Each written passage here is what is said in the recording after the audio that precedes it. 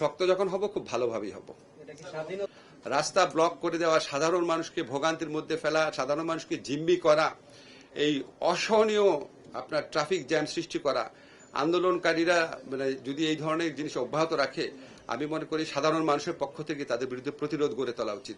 আপনি আন্দোলন করবেন, আন্দোলনের তো নর্মস থাকা দরকার, কিছুটা নর্মস তো থাকা দরকার। আপনি সাধারণ মানুষ কিন্তু জিম্মি করতে পারেন না। কালকে আমি শুনেছি ট্রেনের মধ্যে ইট মেরে আপনার নারী শিশু তাদেরকে আহত করা হচ্ছে। এটা কি ধরনের আন্দোলন? আর আপনি ওভারনাইট বলবেন একটা কলেজকে বিশ্ববিদ্যালয় বানায় দিবে, তা এইচএসসি পরীক্ষা দিব না, আমার রেজাল্ট বদলায় দিতে হবে। এখন আপনারা খালি চিন্তা করেন যে এখন আবার একটু কঠোর পদক্ষেপ নিলেও আবার সবাই সমালোচনা করা শুরু করে যে এরকম পুলিশ কেন এই ব্যবস্থা নিল, এটা কি আগেরই পুলিশ কিনা। এখন এটার মধ্যে ব্যালেন্স করা একটু টাফ।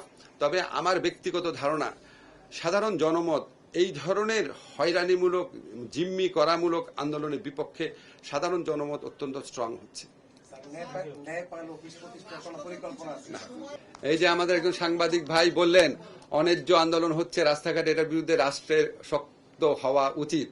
এখন আপনি আমার বলেন, রাষ্ট্র যদি শক্ত হয়, দুই একজন যদি আহত হয়, গ্রেফতার হয়, এটা সাধারণ মানুষের একটা অংশের মধ্যে আবার এক ধরনের আপনার মানে কষ্ট তৈরি করবে না যে আপনারা আগের সরকারের মতো দমন নিপীড়নে যাচ্ছেন কিনা। সেটা তো আমাদের মাথায় রাখতে হয়। আমাদের তো একটা গণ অভ্যুত্থানের পরবর্তী প্রেক্ষিতে মাথায় রেখে ক্ষমতায় মানে এই সরকার গঠনের দায়িত্ব নিয়েছে। এখানে অনেক বেশি চিন্তা করতে হয়, মানুষ যেন কষ্ট না পায়।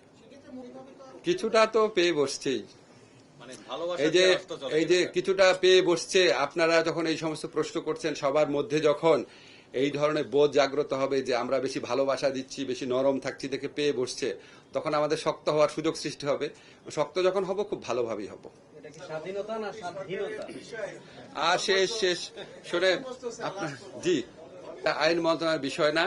তবে আপনাকে একটা জিনিস বলি, আমরা মোস্ট এসেনশিয়াল কিছু সংস্কার করে যত দ্রুত সম্ভব নির্বাচন দেব। আমরা খালি জাস্ট এই জিনিসটা চাই না যে আপনার আগের মতো কোনো ভুয়া নির্বাচন হোক, আর এটা চাই না নির্বাচনে বিজয়ী হয়ে কেউ আপনার আবার ভুয়া নির্বাচন করার সুযোগ পাক।